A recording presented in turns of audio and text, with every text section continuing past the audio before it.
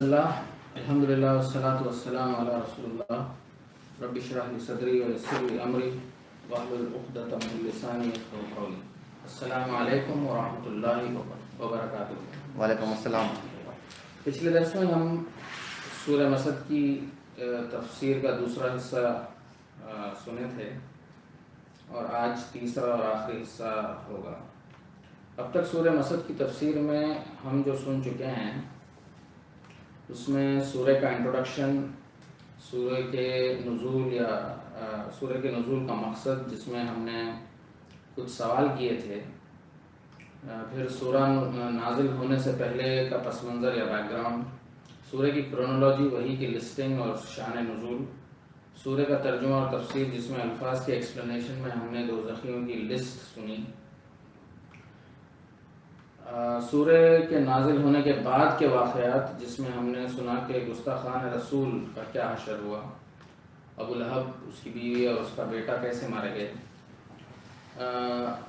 ہمیں کیا کرنا چاہیے والے سیکشن میں ہم نے سنا سائیکولوجیکل پریشرز اور سائیکیاٹرک ٹریٹمنٹ کے سیکشن میں اس کو 3 حصوں میں ہم نے ڈیوائڈ کر کے پہلے حصے میں ورک پریشر اور اس سے ریلیٹڈ ایشوز سنے، پھر دوسرے حصے میں سوسائٹی اور ہمارے گھر سے باہر خاندان کی وجہ سے جو پریشر ہوتا ہے وہ، اور تیسرے حصے میں ہمارے گھروں میں ماں باپ اور بچوں کے بیچ میں جو پریشر ہوتا ہے وہ سنا اور اس کو کیسے ڈیل کرنا ہے وہ سنا، پھر فیملی میں جو ابو لہب ٹائپ کے لوگ ہوتے ہیں ان کے ساتھ کیسے رہنا ہے اس کی ڈیٹیل میں یا اس کے جواب میں ہم نے صلہ رحمی اور رشتوں کو برقرار رکھنے پر احادیث سنی۔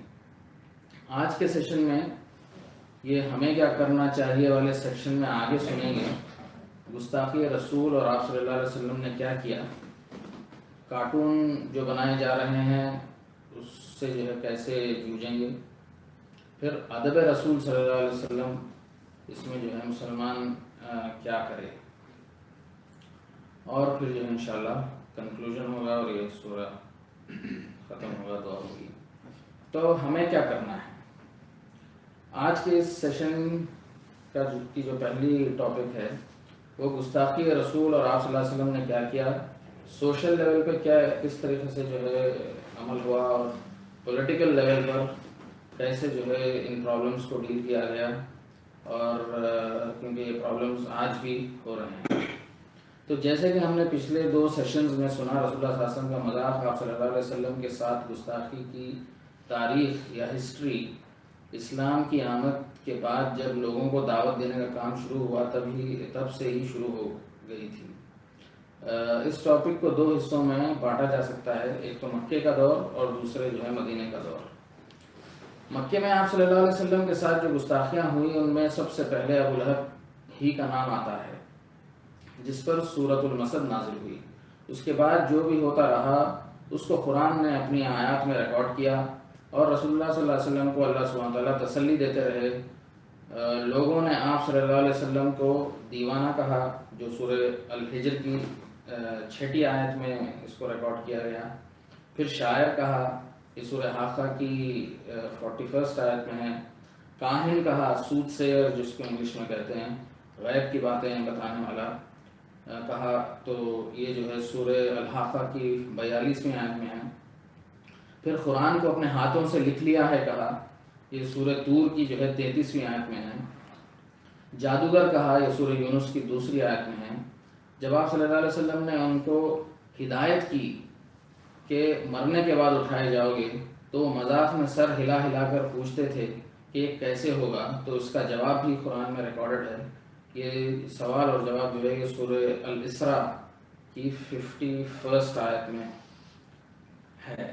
پھر مکے میں جب آپ صلی اللہ علیہ وسلم کی دعوت و تبلیغ خفیہ طور پر یعنی سیکرٹلی چل رہی تھی، اور آپ صلی اللہ علیہ وسلم نے نماز میں قرآن اونچی آواز سے پڑھے اور مشرکین مکہ نے سنا تو انہوں نے قرآن کی توہین کی، اس کو گالی دی، بھیجنے والے کو گالی دی، اور جس پر بھیجا گیا ہے یعنی رسول اللہ صلی اللہ علیہ وسلم کو ان کو گالی دی۔ تب یہ سورہ الاسراء کی 110ویں آیت نازل ہوئی کہ قرآن کو میڈیم آواز سے پڑھنا چاہیے، نہ تو بہت زیادہ اونچی آواز ہو کہ باہر والے سن لے اور نہ اتنی دھیمی ہو کہ پیچھے جماعت میں کھڑے لوگ نہ سن پائیں۔ یہ حدیث بخاری، مسلم اور مسند احمد میں ہے۔ آپ صلی اللہ علیہ وسلم کی توہین اور آپ پر لعنت بھیجنا اتنا بڑھ گیا تھا کہ آپ صلی اللہ علیہ وسلم کو مشرکین مکہ محمد کی جگہ مدمم کہہ کر پکارتے تھے۔ اس پر سنن النسائی کی ایک حدیث میں آپ صلی اللہ علیہ وسلم نے فرمایا کہ دیکھو کیسے اللہ سبحانہ وتعالیٰ مجھ سے ان لوگوں کی توہین اور لعنتوں کو ہٹاتا ہے۔ وہ مدمم کو گالی دیتے ہیں اور میں محمد ہوں صلی اللہ علیہ وسلم۔ آپ صلی اللہ علیہ وسلم کو اللہ سبحانہ وتعالیٰ قرآن کے ذریعے تسلی دیتے رہے۔ ایک جو سب سے بڑا سپورٹ اور تسلی جو اللہ سبحانہ وتعالیٰ نے آپ صلی اللہ علیہ وسلم کو دی وہ سورۃ الحجر کی 95 آیت میں فرمایا کہ اِنَّا كَفَيْنَاكَ الْمُسْتَهْزِئِينَ، بے شک ہم آپ صلی اللہ علیہ وسلم کے مذاق اڑانے والوں کے لیے کافی ہیں۔ تو پتہ چلا کہ مکہ کی زندگی میں آپ صلی اللہ علیہ وسلم کوئی سوشیو پولیٹیکل ایکشن نہیں لیے۔ صحابہ رضی اللہ عنہم کے ایمان کو بڑھاتے رہے، ان کو ٹرین کیا اور تیار کیا۔ مدینہ جب آپ صلی اللہ علیہ وسلم ہجرت کر کے تشریف لائے تو مدینہ کا سوشیو پولیٹیکل سٹرکچر الگ تھا۔ یہاں اوس اور خزرج کے قبیلے تھے جو آپ صلی اللہ علیہ وسلم پر ایمان لائے اور انصار کہلائے گئے۔ کچھ لوگ جو ایمان نہیں لائے وہ منافق بن کر آپ صلی اللہ علیہ وسلم کی مخالفت کرنے لگے، اور اب ہجرت کے بعد مہاجرین جو مکہ سے آئے ہوئے تھے ان کے فائنانسز کا انتظام آپ صلی اللہ علیہ وسلم نے مسلمانوں میں مہاجرین اور انصار میں بھائی بندی کروا دی، جو ایک سوشیو اکنامک یونٹی کے ذریعے ایک پولیٹیکل فورس بن گیا، ایک اسلامک سٹی اسٹیٹ کے طور پر ابھر کر آیا۔ اور مدینہ النبی میں یہودی بھی تھے جو آپ صلی اللہ علیہ وسلم کے پیدا ہونے سے 200 سال پہلے مدینہ میں آ کر بس گئے تھے، یہ سوچ کر کہ آخری نبی وہاں آنے والے ہیں۔ جب انہوں نے دیکھا کہ آخری نبی بنی اسرائیل میں سے نہیں بلکہ بنی اسماعیل میں سے ہیں تو چند لوگوں کو چھوڑ کر جو اسلام قبول کر لیے، اکثر یہودیوں نے بھی آپ صلی اللہ علیہ وسلم کی مخالفت کی اور گستاخی کا سلسلہ الگ الگ انداز میں ہونے لگا۔ اب یہ کچھ آیتیں ہیں جس میں یہ گستاخیاں جو ہیں ان کی ریکارڈڈ ہیں۔ سورہ بقرہ کی 146 آیت میں ہم آگے انشاءاللہ پڑھیں گے کہ اللہ سبحانہ وتعالیٰ فرماتے ہیں کہ یہ لوگ جن کو ہم نے کتاب دی تھی یعنی مدینہ کے یہودی آپ صلی اللہ علیہ وسلم کو ایسے ہی پہچانتے ہیں جیسے کہ اپنے بیٹوں کو پہچانتے ہیں، بلکہ ان میں سے ایک گروہ ہے یا ایک گروپ ہے جو جانتے بوجھتے سچ کو چھپا رہے ہیں۔ پھر سورہ آل عمران کی 72ویں آیت میں ان یہودیوں کی اس چال کا پردہ فاش کرتے ہوئے فرمایا کہ اہل کتاب کا ایک گروہ کہتا ہے کہ جو کتاب مومنوں پر نازل ہوئی ہے اس پر صبح میں ایمان لے آیا کرو اور شام کو انکار کر دیا کرو۔ اس ترکیب سے ایمان والے اپنے دین سے پھر جائیں گے، تاکہ لوگ جو ہے کنفیوز ہو جائیں اور جو اس کو سمجھیں کہ بھئی یہ ایک پرانی امت تھی، اب یہ جو ہے کس طریقے سے صبح میں ایمان لاتے ہیں شام کو چھوڑ دیتے ہیں تو جو ہے کچھ اس میں برائی ہوگی اس وجہ سے چھوڑ دیا، تو کنفیوژن پیدا کرنے کے لیے۔ پھر بخاری کی ایک حدیث میں عائشہ رضی اللہ عنہا فرماتی ہیں کہ ایک بار یہودی آپ صلی اللہ علیہ وسلم کو السلام علیکم کہہ کر سلام کیا، جس کا مطلب موت ہو تم پر۔ یہ سن کر عائشہ رضی اللہ عنہا نے ان پر لعنت بھیجی۔ آپ صلی اللہ علیہ وسلم نے فرمایا کیا معاملہ ہے عائشہ؟ تو عائشہ رضی اللہ عنہا نے فرمایا کہ کیا آپ صلی اللہ علیہ وسلم نے نہیں سنا کہ وہ کیا کہہ رہے ہیں؟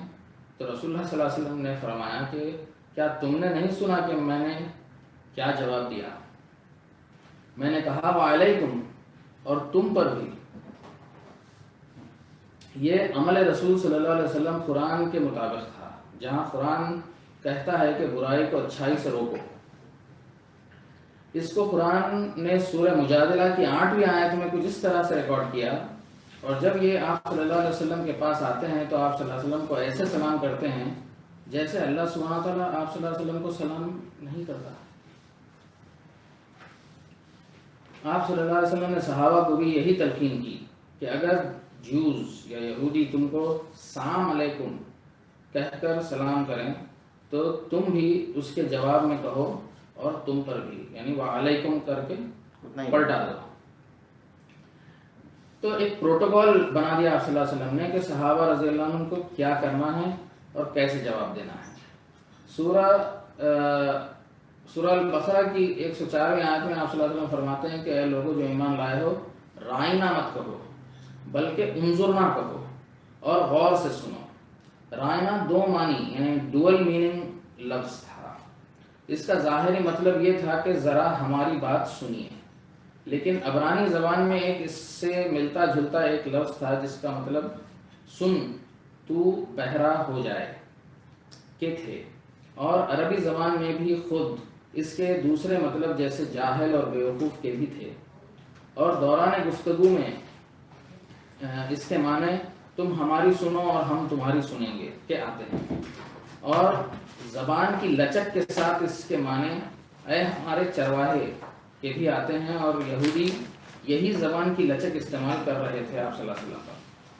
تو یہ ادب رسول صلی اللہ علیہ وسلم میں یہ حکم نازل ہوا کہ اے مسلمانوں، یہ دو معنی لفظ رائنا مت کہو، ایسا لفظ کہو جس کے معنی ہمیں دیکھیے ہے اور دوسرے معنی نہیں ہیں۔ تو انا کفیناک المستہزئین، بے شک ہم آپ صلی اللہ علیہ وسلم کے مذاق اڑانے والوں کے لیے کافی ہیں۔ قرآن کی کئی ساری آیات ہیں جس میں اللہ سبحانہ وتعالیٰ جواب دے رہے ہیں گستاخی کرنے والوں کا، ان کے سوالوں کا، اور آپ صلی اللہ علیہ وسلم کو بار بار تسلی دی گئی تاکہ جو مین مقصد ہے تبلیغ دین کا، اس پر لوگوں کی باتیں اثر نہ کرے، رسول اللہ صلی اللہ علیہ وسلم پر بھی اور صحابہ رضی اللہ عنہم پر بھی۔ یہاں وہ ساری باتیں بیان کرنے کا موقع نہیں ہے، آگے جیسے جیسے قرآن ہم پڑھیں گے اس ٹاپک کی ڈیٹیل ہمارے سامنے آئے گی اور یہ بات اور واضح ہو جائے گی انشاءاللہ اور کلیئر ہو جائے گی۔ رسول اللہ صلی اللہ علیہ وسلم اور صحابہ رضی اللہ عنہم ان قرآنی آیات کے تحت صبر کر رہے تھے، لیکن یہ چند واقعات احادیث میں ریکارڈڈ ہیں، یہ سوشل لیول پر جو چیزیں ہوئیں وہ واقعات ہیں۔ ابو داؤد کی ایک حدیث میں علی رضی اللہ عنہ فرماتے ہیں کہ ایک یہودی عورت رسول اللہ صلی اللہ علیہ وسلم کو گالی دے رہی تھی تو ایک شخص نے اس کو گلا گھونٹ کر مار ڈالا۔ رسول اللہ صلی اللہ علیہ وسلم نے اس کی موت کے لیے بلڈ منی ادا کرنے کا جو نظام تھا اس زمانے میں، آپ صلی اللہ علیہ وسلم نے فرمایا کہ بلڈ منی ادا کرنے سے منع کیا۔ پھر ابو داؤد کی ایک اور حدیث میں ابن عباس رضی اللہ عنہ فرماتے ہیں کہ ایک اندھے آدمی کی باندی رسول اللہ صلی اللہ علیہ وسلم کو برا بلا کہتی تھی، اس شخص نے اس سے کئی بار روکا لیکن وہ نہ سنی۔ ایک رات وہ پھر سے آپ صلی اللہ علیہ وسلم کو گالی دے رہی تھی تو اس شخص نے اس کا قتل کر دیا۔ جب آپ صلی اللہ علیہ وسلم تک بات پہنچی تو آپ صلی اللہ علیہ وسلم نے سب کو جمع کیا اور اس شخص کو بلا کر اپنے سامنے بٹھایا، اور اس شخص نے سارا معاملہ آپ صلی اللہ علیہ وسلم کو سنایا۔ آپ صلی اللہ علیہ وسلم نے اعلان کیا کہ اس عورت کا کوئی بدلہ نہیں لے گا اور نہ خون کے پیسے وصولے جائیں گے۔ ابو داؤد کی ایک اور حدیث میں یہ آیا ہے کہ ایک وقت آپ صلی اللہ علیہ وسلم صحابہ کے ساتھ بیٹھے تھے، ایک شخص نے ابو بکر رضی اللہ عنہ کا انسلٹ کرتا ہے جس پر آپ خاموش رہتے ہیں۔ دوسری بار بھی یہی معاملہ ہوتا ہے، اور جب تیسری بار وہ شخص پھر سے گالی دیتا ہے تو ابو بکر رضی اللہ عنہ اس کا جواب دیتے ہیں۔ اس پر رسول اللہ صلی اللہ علیہ وسلم اٹھ کر جانے لگتے ہیں تو ابو بکر رضی اللہ عنہ آپ صلی اللہ علیہ وسلم سے پوچھتے ہیں کہ کیا آپ صلی اللہ علیہ وسلم مجھ سے ناراض ہیں؟ رسول اللہ صلی اللہ علیہ وسلم جواب دیتے ہیں کہ 2 بار وہ شخص تم کو انسلٹ کر رہا تھا تو اللہ سبحانہ وتعالیٰ ایک فرشتہ تعینات کیا تھا اس شخص کے انسلٹ کا جواب دینے کے لیے، لیکن جیسے ہی تم نے واپس جواب دیا تو فرشتہ چلا گیا اور ایک شیطان آ گیا۔ آپ صلی اللہ علیہ وسلم نے کہا کہ میں شیطان کی موجودگی میں تو بیٹھنے والا نہیں۔ ایسی کئی اور احادیث ہیں جہاں آپ صلی اللہ علیہ وسلم نے مسلمانوں کو سکھایا کہ مسلمان رولر کی توہین مت کرو ورنہ اللہ سبحانہ وتعالیٰ تمہاری توہین کرے گا۔ ایک مومن کسی کی نہ تو توہین کرتا ہے، نہ دوسرے مسلمان پر لعنت بھیجتا ہے، اور نہ فحش کرتا ہے اور نہ گالی دیتا ہے۔ اب یہاں کچھ پوائنٹس ہیں جو بتاتے ہیں کہ رسول اللہ صلی اللہ علیہ وسلم نے پولیٹیکلی گستاخی کو کیسے ڈیل کیا مدینے کے سوشیو پولیٹیکل ماحول میں۔ سب سے پہلے یہ بتانا ضروری ہے کہ آپ صلی اللہ علیہ وسلم کے زمانے میں عرب میں پوئٹس کا بہت ہی بڑا درجہ تھا، ویسے ہی جیسا کہ آج کے میڈیا والے. اور مشہور شاعر کی پوئٹری لوگوں میں آگ کی طرح پھیلتی تھی اور لوگ اس ٹائم کے سوشل میڈیا کے ذریعے پوئٹری کو پھیلاتے تھے. مطلب یہ کہ وہ اشعار سب کو یاد ہو جاتے اور لوگ اس کو دہرانے لگتے. یہ جو ہے وہ طریقہ تھا اس زمانے کا. اگر وہ قصیدہ یا غزل یا پوئم اچھی ہوتی یا کسی کی اچھائی بیان کر رہی ہوتی تو اچھائی پھیلتی، اور اگر کسی کے بارے میں بری ہوتی تو برائی پھیلتی. مدینہ آنے کے بعد آپ صلی اللہ علیہ وسلم نے جو اللہ سبحانہ وتعالیٰ اور اسلام کے خلاف، مسلمانوں کے خلاف اور خود آپ صلی اللہ علیہ وسلم کے خلاف جو پوئٹری ہو رہی تھی اس کا جواب دینے کا انتظام کیا. مسلم کی ایک لمبی حدیث میں آتا ہے کہ آپ صلی اللہ علیہ وسلم نے 3 مسلمان شاعروں کو اس ٹاسک پر لگایا اور ان سے کہا کہ یہ نیگیٹو پوئٹری کا جواب دو، اور وہ آپ صلی اللہ علیہ وسلم کو اپنا جوابیہ کلام بنا کر سنائیں. پہلے تھے ابن ربیعہ رضی اللہ عنہ. انہوں نے اپنا کلام آپ صلی اللہ علیہ وسلم کو پیش کیا، لیکن وہ کلام آپ صلی اللہ علیہ وسلم کو پسند نہیں آیا. دوسرے تھے کعب بن مالک رضی اللہ عنہ. یہ بھی جو ہے جوابیہ کلام بنا کے آپ صلی اللہ علیہ وسلم کو پیش کرتے ہیں اور وہ کلام بھی آپ صلی اللہ علیہ وسلم کو پسند نہیں آتا ہے. اور تیسرے تھے حسان بن ثابت رضی اللہ عنہ. ان کا کلام آپ صلی اللہ علیہ وسلم کو پسند آیا اور آپ نے حکم کیا کہ وہ مشرکین مکہ، عرب قبیلوں کی پوئٹری اور مدینے میں جو لوگ نیگیٹو مزاحیہ شاعری کر رہے تھے اسلام، مسلمانوں اور آپ صلی اللہ علیہ وسلم کے خلاف، ان کا جواب دینے کے لیے. حسان رضی اللہ عنہ نے کہا کہ آپ صلی اللہ علیہ وسلم نے ایسے شعر کو چنا ہے جو اپنے دشمن کو اپنی دم سے مارتا ہے. حسان رضی اللہ عنہ نے اپنی زبان نکال کر کہا کہ اللہ سبحانہ وتعالیٰ کی قسم جس نے آپ کو حق کے ساتھ بھیجا ہے، میں اپنی زبان سے ان لوگوں کو ایسے چیر دوں گا جیسے چمڑا چیرا جاتا ہے. آپ صلی اللہ علیہ وسلم نے حسان رضی اللہ عنہ سے کہا کہ اس میں جلد بازی کرنا ٹھیک نہیں. پہلے تم ابو بکر رضی اللہ عنہ کے ساتھ بیٹھو اور سمجھو کہ قریش کے نسب میں یعنی لینیج میں اور آپ صلی اللہ علیہ وسلم کی لینیج میں کیا فرق ہے، تاکہ جانے انجانے میں وہ آپ صلی اللہ علیہ وسلم کے باپ دادا کی توہین نہ کر دیں، کیونکہ آپ صلی اللہ علیہ وسلم بھی وہی خاندان سے ہیں. پھر جب حسان رضی اللہ عنہ نے فرق سمجھ لیا تو فرمایا کہ اللہ سبحانہ وتعالیٰ کی قسم جس نے آپ صلی اللہ علیہ وسلم کو حق کے ساتھ بھیجا ہے، میں آپ صلی اللہ علیہ وسلم کو ان میں سے ایسے نکال دوں گا جیسا کہ بال کو آٹے میں سے نکالا جاتا ہے. عائشہ رضی اللہ عنہ فرماتی ہیں کہ انہوں نے آپ صلی اللہ علیہ وسلم کو کہتے سنا کہ اے حسان رضی اللہ عنہ، روح القدس یعنی جبریل امین تمہاری مدد کریں گے جب تک تم اللہ سبحانہ وتعالیٰ کا اور رسول اللہ صلی اللہ علیہ وسلم کا دفاع کرو گے، ان کو ڈیفینڈ کرو گے. عائشہ رضی اللہ عنہ فرماتی ہیں کہ رسول اللہ صلی اللہ علیہ وسلم حسان بن ثابت رضی اللہ عنہ کے لیے مسجد نبوی میں ایک ممبر کھڑا کرتے جس پر کھڑے ہو کر حسان رضی اللہ عنہ شعر پڑھتے اور کفار کا اور مزاحیہ شاعری کرنے والوں کا جواب دیتے. تو یہ جو ہے پولیٹیکل لیول پر یہ پہلا ایک سٹیپ تھا جو آپ صلی اللہ علیہ وسلم نے یہ ایکشن لیا. دوسرا اور بہت ہی امپورٹنٹ جو واقعہ ہے گستاخی رسول صلی اللہ علیہ وسلم کی روح سے، اور یہ مسلمانوں کی اکثریت یعنی میجورٹی کو نہیں معلوم ہے، وہ ہے کعب بن الاشرف کی گستاخی اور اس کا واقعہ. مارٹن لنکس اپنی کتاب محمد صلی اللہ علیہ وسلم میں لکھتے ہیں کہ جب مسلمان بدر کی جنگ جیت گئے تو مدینہ میں جو یہودی قبیلے بنو قینقاع، بنو نضر اور بنو قریظہ تھے ان کو بہت بڑا دھکا لگا اور وہ برداشت نہیں کر پا رہے تھے. ان میں سب سے آگے کعب بن الاشرف تھا جو بنو نضر قبیلے سے تھا اور اس کا باپ عرب تھا طے قبیلے سے، اور وہ اپنے آپ کو یہودی سمجھتا تھا اپنی ماں کی وجہ سے جو بنو نضر سے تھی. بنو نضر نے بھی کعب بن الاشرف کو اپنے لیڈروں میں سے ایک سمجھ لیا تھا، اس کی دولت اور اسٹرانگ پرسنالٹی کی وجہ سے اور مشہور شاعر ہونے کی وجہ سے. جب اس نے سنا کہ جنگ بدر میں مکہ کے سرداروں کی اکثریت یا میجورٹی ماری گئی ہے تو اس نے یہ شعر کہے: خدا کی قسم اگر محمد صلی اللہ علیہ وسلم نے ان لوگوں کا قتل کیا ہے تو زمین کے نیچے رہنا بہتر ہے بنسبت زمین کے اوپر رہنے سے، یعنی مر جانا بہتر ہے زندہ رہنے سے. جب اس کو یقین ہو گیا کہ یہ خبر سچی ہے تو رسول اللہ صلی اللہ علیہ وسلم کے مدینہ واپس ہونے سے پہلے وہ مکے کی طرف روانہ ہو گیا. مکہ میں وہ ماتم والے اشعار کہے ابو جہل کے لیے، عتبہ کے لیے، شیبہ وغیرہ کے لیے جو جنگ بدر میں مارے گئے، اور قریش کو بھڑکایا مسلمانوں سے بدلہ لینے کے لیے. کعب بن الاشرف کی ان حرکات کی خبر مدینہ پہنچتی ہے اور کعب اس وقت مدینے میں ناموجود ہونے کی وجہ سے اس پر ایکشن نہیں لیا جا سکا۔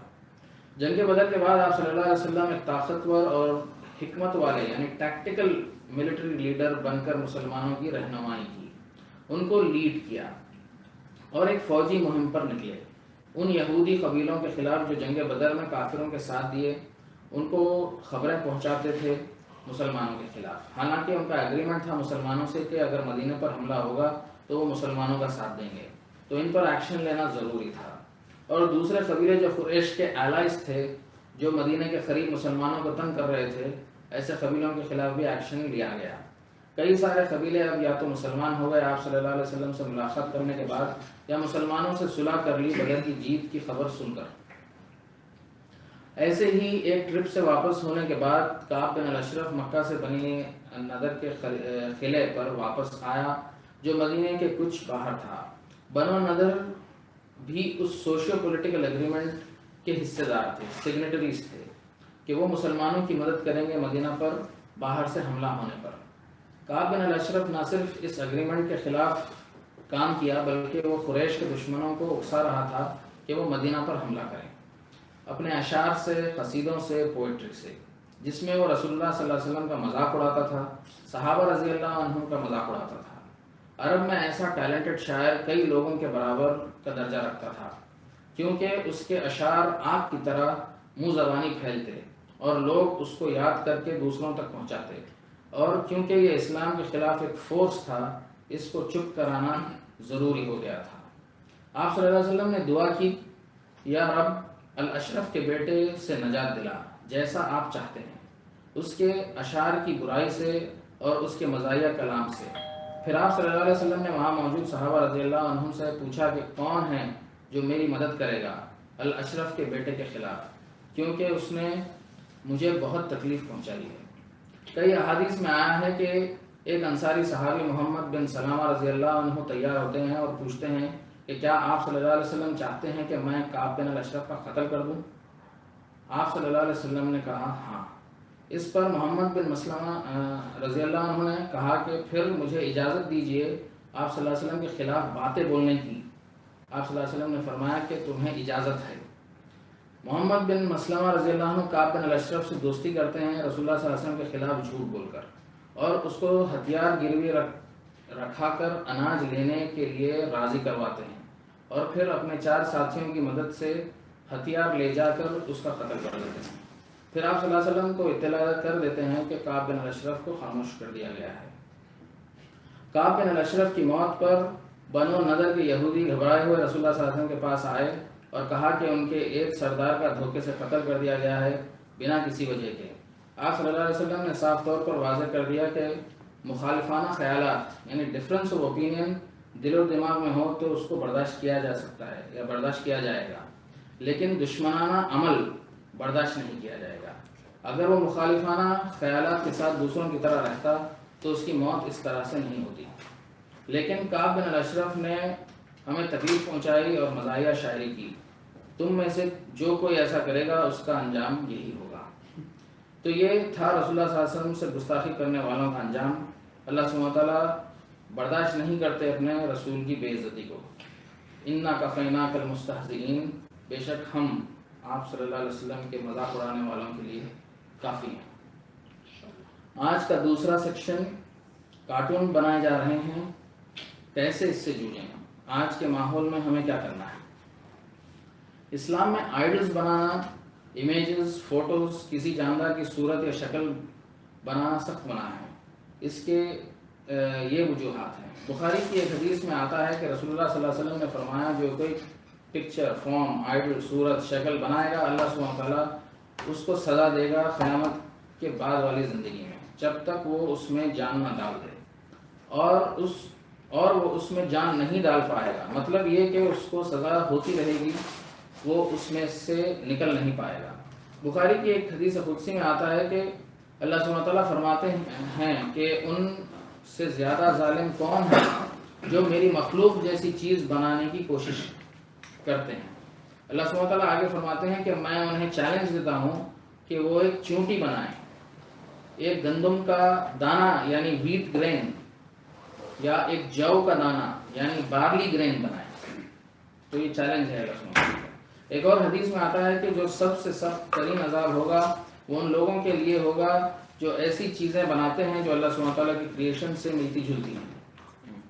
کئی احادیث میں یہ آیا ہے کہ فرشتے اس گھر میں داخل نہیں ہوتے جس میں کوئی پکچر، فارم، صورت، شکل ہو.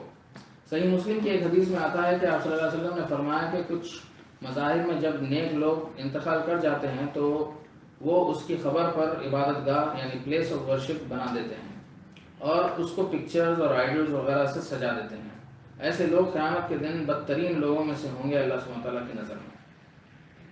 احمد اور ترمذی کی ایک حدیث میں آیا ہے کہ جہنم میں سے ایک گردن نما چیز نکلے گی جس کی 2 آنکھیں ہوں گی جس سے وہ دیکھ سکے گی، اور 2 کان ہوں گے جس سے وہ سن سکے گی، اور ایک زبان ہوگی جس سے وہ بات کر سکے گی. اور وہ کہے گی کہ آج میں ذمہ دار ہوں 3 قسم کے لوگوں کو عذاب دینے کے لیے: وہ جو مغرور اور بے قابو تھے یعنی جو کسی بھی گناہ سے رکتے نہیں تھے اور جو شرک کرتے تھے، اور وہ جو مجسمے اور تصاویر بناتے تھے. پکچرز، آئیڈلز، مجسمے وغیرہ چیزیں بنانا کبیرہ گناہ میں سے ہیں. ضرورت کے تحت اجازت ہے کہ فوٹو لی جائے، اس پر علماء کے فتوے موجود ہیں. اب علم سیکھنے اور سکھانے کے لیے فوٹوز اور ویڈیوز کا سہارا لیا جا سکتا ہے. پچھلے ہفتوں میں سورہ اخلاص کے ڈسکشن کے دوران پکچرز دکھائے گئے، پانی کے مختلف اسٹرکچرز کی تصویریں دکھائی گئی، دماغ کا اسکین دکھایا گیا.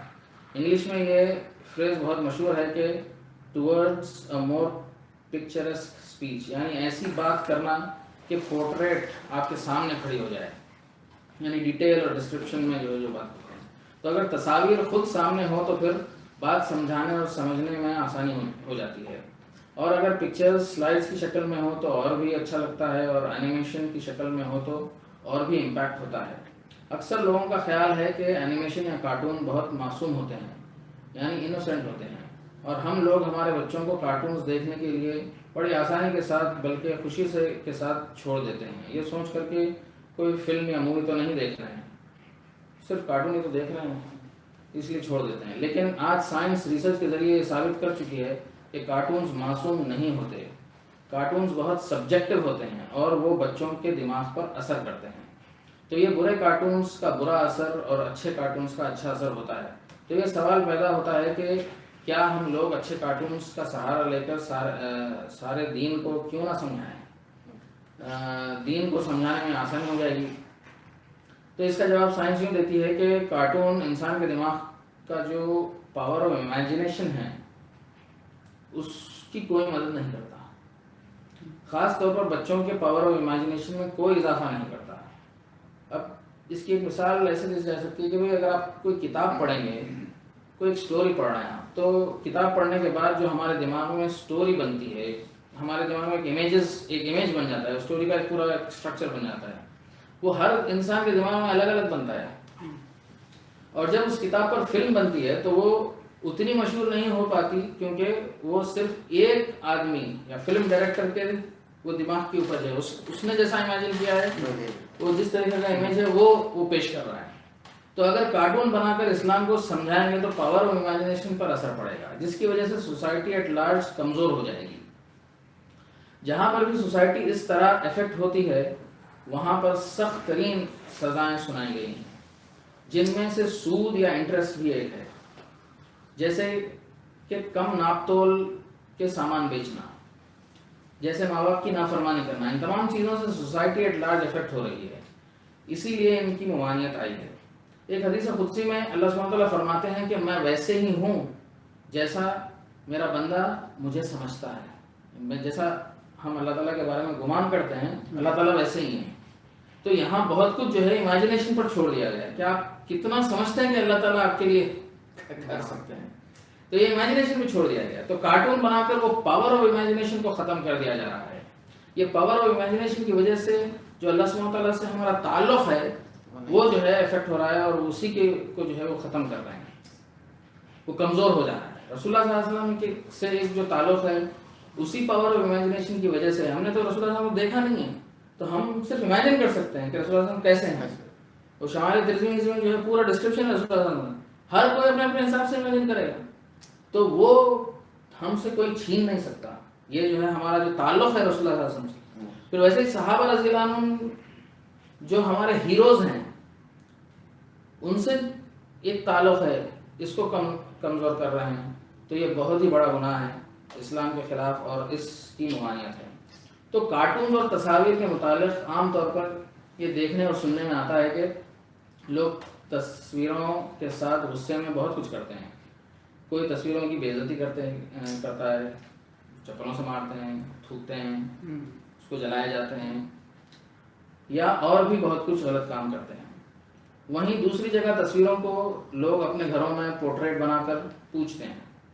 تو جو ممانعت آئی ہے تصویر نہ بنانے کی, اس کی وجہ یہ بھی سمجھ میں آتی ہے کہ اللہ سبحانہ تعالیٰ نے اپنے رسول صلی اللہ علیہ وسلم اور صحابہ رضی اللہ عنہ کو اس قدر عزت دی کہ ان کی تصویر کی بھی کوئی بے عزتی نہ کر سکے. تصویر ہوگی تو بے عزتی کر سکیں گے. یہ عزت اللہ سبحانہ تعالیٰ نے دی ہے. اس عزت کو مسلمانوں سے چھیننا, یعنی جو چیز نہیں ہے وہ پہلے اس کو بنانا. پھر یعنی امیجز اور کارٹونز نہیں تھے, مسلمان نے تو نہیں بنائے, اس کو پہلے بنانا اور اس کی بے عزتی کرنا, تو یہ ہماری نظر میں سب سے بڑا گناہ ہے. ایسا لگتا ہے کہ وقفے سے لوگ مسلمانوں کی نفس چیک کرتے رہتے ہیں, کیا اسلام کے اس ڈھانچے میں اب بھی جان باقی ہے کہ نہیں. دا واشنگٹن پوسٹ کا 2015 کا ایک آرٹیکل اس بات پر بحث کرتا ہے کہ قرآن میں رسول اللہ صلی اللہ علیہ وسلم کی فوٹو بنانے کی مانعت نہیں ہے یا اس کا ذکر نہیں ہے, اور نہ احادیث میں اس کی کوئی ممانعت ہے. یہ مسلمانوں کی سوچ کو بدلنے کی کوشش ہو رہی ہے, اور جن لوگوں کو قرآن و حدیث کا علم نہیں ہے وہ اس دھوکے میں آسانی سے آ رہے ہیں. ہر ایسے ایپیسوڈ کے بعد اخبارات میں, میڈیا میں اور اب سوشل میڈیا میں بہت کچھ لکھا اور پڑھا جاتا ہے, چاہے وہ سلمان رشدی کی 1988 میں چھپی کتاب سیٹنک ورسز ہو, تسلیمہ نسرین کی 1993 میں چھپی کتاب لجا ہو, ییلینڈ پوسٹن جو ڈینش نیوز پیپر ہے 2005 میں کرٹ ویسٹرگارڈ کے کارٹون کا چھاپنا ہو, نیریکیس ایلیہانڈا جو سویڈش نیوز پیپر ہے 2007 میں لارس ولکس کے کارٹون کا چھاپنا ہو, اور چارلی ہیبڈو کا یہ بار بار بدماشی کرنا 2006, 2011, 2012, 2015 کے پبلیکیشنز ہوں. اور ہم سب کو معلوم ہے کہ ان پبلیکیشنز کے بعد کیسے ہنگامے ہوئے اور ہوتے جا رہے ہیں. تو ہمیں کیا کرنا ہے؟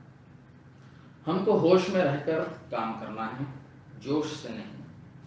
اسلام اور رسول اللہ صلی اللہ علیہ وسلم کی سیرت کو پھیلائیں, صبر اور برداشت سے کام کریں, قرآن اور سنت کے طریقے کو اپنائیں اور برائی کا جواب اچھائی سے دیں. جہاں پر بھی مسلمان رہ رہے ہیں اس ملک کا آفیشیل فتویٰ یا آفیشیل سٹینڈ ہے اس معاملے کو لے کر. اب جیسے قطر میں اسلام ویب سائٹ پر اس کے متعلق ایک فتویٰ ہے جس میں صبر اور تحمل سے رہنے کا حکم دیا گیا ہے.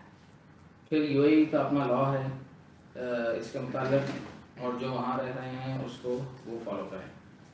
اور یہ یاد رکھیں, انا کفیناک المستہزئین, بے شک ہم یعنی اللہ سبحانہ تعالیٰ آپ صلی اللہ علیہ وسلم کے مذاق اڑانے والوں کے لیے کافی ہیں.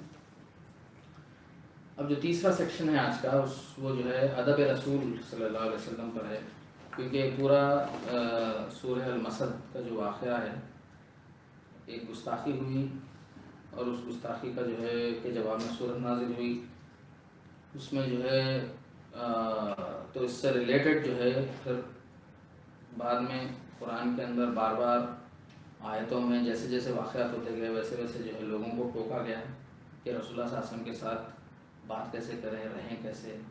تو اس کی جو ہے کچھ مثالیں میں یہاں ریکارڈ کر رہا ہوں. یہ ٹاپک اتنی بڑی ہے کہ جو اس کو پورا ایک سیٹنگ میں کور نہیں کیا جا سکتا, کیونکہ قرآن میں بہت ساری جگہوں پر آیا ہے, احادیث بھی جو ہیں بڑی بڑی ہیں, اور یہ اس کے اوپر کافی کچھ لکھا گیا ہے. تو یہاں پر کچھ چند آیتوں کو ادب رسول صلی اللہ علیہ وسلم پر بہت ساری آیت موجود ہیں, جس میں سے سورہ البقرہ کی وہ آیت ہم پہلے سیکشن میں سن چکے ہیں, اے لوگوں جو ایمان لائے ہو رائنا مت کہو. یعنی کیا کہنا ہے, کیسے بات کرنا ہے رسول اللہ صلی اللہ علیہ وسلم سے, کیسے پکارنا ہے, کیسے ایڈریس کرنا ہے, یہ سکھایا جا رہا ہے.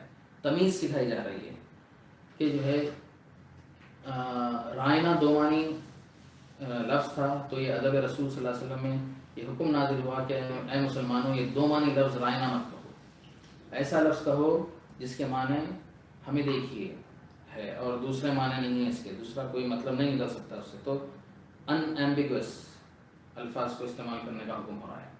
پھر سورہ حجرات کی جو پہلی 4-5 آیتیں ہیں اس میں جو ہے جو ایک تنبیہ کی طرح جو ہے ایک آیا ہے کہ سورہ حجرات کی دوسری آیت میں فرمایا کہ اے لوگوں جو ایمان لائے ہو، اپنی آواز کو نبی صلی اللہ علیہ وسلم کی آواز سے اونچی نہ کرو، اور نہ نبی صلی اللہ علیہ وسلم کے ساتھ اونچی آواز سے بات کیا کرو جس طرح تم آپس میں ایک دوسرے سے بات کرتے ہو، کہیں ایسا نہ ہو کہ تمہارے اعمال سب غارت ہو جائیں، برباد ہو جائیں اور تمہیں خبر بھی نہ ہو۔ تو یہ بہت ہی جو ہے خطرناک بات ہے، بہت ہی جو ہے سوچ کے دیکھیے اس میں جو ہے کتنی گہرائی ہے کہ پورے اعمال جو ہے برباد ہو جا رہے ہیں۔ پھر آگے تیسری آیت میں کہا کہ جو لوگ رسول اللہ صلی اللہ علیہ وسلم کے سامنے دبی آواز میں بات کرتے ہیں اصل وہی لوگ ہیں جن کے دلوں کو اللہ سبحانہ تعالیٰ نے تقویٰ کے لیے آزما لیا ہے، ان لوگوں کے لیے مغفرت اور اجر عظیم ہے۔ تو یہاں پہ کمپیریزن اور کنٹراسٹ بتایا جا رہا ہے کہ ایسا کریں گے تو اعمال برباد ہو جائیں گے، ایسا کریں گے تو جو ہے تقوی میں اضافہ ہوگا۔ پھر سورہ حجرات کی 4 آیت میں فرمایا کہ اے نبی صلی اللہ علیہ وسلم جو لوگ آپ کو حجروں کے باہر سے، آپ صلی اللہ علیہ وسلم کے گھر کے باہر سے پکارتے ہیں، یعنی زور سے چلا چلا کر پکارتے ہیں، ان میں سے اکثر بے عقل ہیں۔ پھر آگے 5ویں آیت میں فرمایا کہ اگر یہ لوگ آپ صلی اللہ علیہ وسلم کے آنے کا انتظار کرتے، صبر کرتے تو ان کے لیے یہ بہتر تھا، اور اللہ سبحانہ تعالیٰ درگزر کرنے والا، ترس کھانے والا ہے۔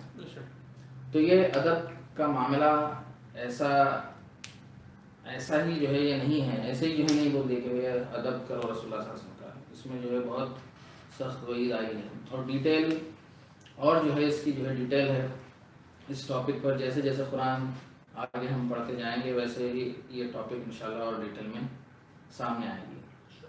تو یہ 2-3 جو سیکشن تھے وہ ختم ہوئے، تو اب آخری جو سیکشن ہے کنکلوژن ہے پورے سورہ مسد کا، وہ کچھ چند باتیں کر کے آج جو ہے اس ٹاپک کو انشاءاللہ ریپ اپ کرتے ہیں۔ ابو لہب نے رسول اللہ صلی اللہ علیہ وسلم کے ساتھ گستاخی کی، اس میں اس کی بیوی اور بیٹے نے ساتھ دیا تو اس کی فیملی ختم ہو گئی۔ ابو لہب کی فیملی کی وہ لوگ بچے جو معافی مانگے اور اسلام قبول کرے، اور ان کو عزت ملی رسول اللہ صلی اللہ علیہ وسلم کی احادیث کو پھیلانے کی وجہ سے۔ جو درہ ابو لہب کی بیٹی تھی، ہم نے سنا لاسٹ سیشن میں تو کہ جو ہے وہ محدث بن گئی ہیں اور وہ لوگوں کو حدیث وہ سیکھتی بھی تھی اور سکھاتی بھی تھی، تو اس سے جو ہے اس کو عزت ہوئی۔ ابو لہب کو خود دوزخ میں منڈے کے دن، پیر کے دن جو ہے راحت مل رہی ہے اور ملتی رہے گی، صرف اور صرف اس کے سویبہ کو آزاد کرنے کی وجہ سے، جو آزاد ہونے کے بعد آپ صلی اللہ علیہ وسلم کو دودھ پلائی۔ رسول اللہ صلی اللہ علیہ وسلم کی فیملی آج 1450 سال بعد بھی ہے، اور آپ صلی اللہ علیہ وسلم کی فیملی سے ہی امام مہدی آگے آئیں گے۔ ابو لہب ٹائپ کے لوگ جو سوسائٹی میں ہوتے ہیں، وہ اگر فیملی میں ہیں تو ان سے صلہ رحمی کرنا ہے، جیسا کہ آپ صلی اللہ علیہ وسلم نے کی اور حکم دیا کرنے کا۔ اگر یہ سوسائٹی میں ملیں تو اپنی استطاعت کے مطابق ان کی مدد کی جائے، تاکہ وہ اپنے اس ظلم سے لوگوں کو سائیکولوجیکل پریشرز میں نہ ڈالیں، اور ہم اپنے اندر غور کریں اور دیکھیں کہ ایسی کون سی حرکتیں ہیں جو ابو لہب کی طرح ہیں، اور کہیں ہماری وجہ سے دوسروں پر پریشر تو نہیں پڑ رہا ہے۔ پھر گستاخی کرنے والوں کے لیے اللہ سبحانہ تعالیٰ کافی ہیں، اور مسلمانوں کو اپنے اپنے کنٹریز کے فتووں کے حساب سے عمل کرنا ہے، قانون کو اپنے ہاتھ میں نہیں لینا ہے۔ اس صورت سے سیکھنا یہ بھی ہے کہ رسول اللہ صلی اللہ علیہ وسلم کی عزت اور آپ صلی اللہ علیہ وسلم کا احترام، اس زمانے میں تو احکامات آ گئے اور صحابہ نے فالو کیا، آج ہم کیسے کریں گے رسول اللہ صلی اللہ علیہ وسلم کی عزت اور احترام؟ ان کی سنتوں کو فالو کرتے ہیں۔ جب احادیث ہمارے سامنے بیان کی جائیں تو اس کا انکار نہیں کرنا چاہیے۔ اگر نہیں معلوم ہے تو خاموش رہیں، اگر سمجھ میں نہیں آ رہی ہے کوئی بات تو جو ہے اس پر تحقیق کریں، جواب دینے سے پہلے انسٹنٹلی نہیں بول دیں کہ غلط ہے وغیرہ ایسا. تو یہ جو ہے ہم کو اس کا تھوڑا خیال کرنا ہے, انکار نہیں کرنا ہے. اور بہت ہی سینسٹیو, کیونکہ یہ بہت ہی سینسٹیو مسئلہ ہے. اور جو حدیثوں کو نہیں مانتے وہ اپنا انجام اس صورت کی روشنی میں سمجھ لیں کہ کیا ہوگا. اللہ سبحانہ تعالیٰ ہمیں اور آپ سب کو رسول اللہ صلی اللہ علیہ وسلم کے ایسے انکار سے بچائے جو جانے انجانے میں ہو رہا ہے. آخری میں یہ حدیث پر کنکلوڈ کر رہا ہوں. مسلمان کتنا بھی برا کیوں نہ ہو لیکن اس کے دل میں رسول اللہ صلی اللہ علیہ وسلم سے محبت ہوتی ہے. تو ایسے لوگوں کے لیے ایک لٹمس ٹیسٹ ہے. ایک حدیث میں رسول اللہ صلی اللہ علیہ وسلم نے فرمایا من احب سنتی فقد احبنی ومن احبنی کان معی فی الجنہ. جو میری سنتوں سے محبت کرتا ہے دراصل وہ مجھ سے محبت کرتا ہے, اور جو مجھ سے محبت کرتا ہے وہ میرے یعنی صلی اللہ علیہ وسلم کے ساتھ جنت میں رہے گا. آخر دعوانا الحمدللہ رب العالمین. اللہ تعالیٰ سبحانہ تعالیٰ سے دعا ہے کہ جو ہے ابو لہب جیسا بننے سے بچائے. ربنا آتنا فی الدنیا حسنۃ وفی الآخرۃ حسنۃ وقنا عذاب النار. ربنا لا تزغ قلوبنا بعد إذ هديتنا وهب لنا من لدنك رحمة إنك أنت الوهاب. رب اغفر لي ولوالدي وللمؤمنين يوم يقوم الحساب. سبحان ربك رب العزة عما يصفون وسلام على المرسلين الحمد لله رب العالمين.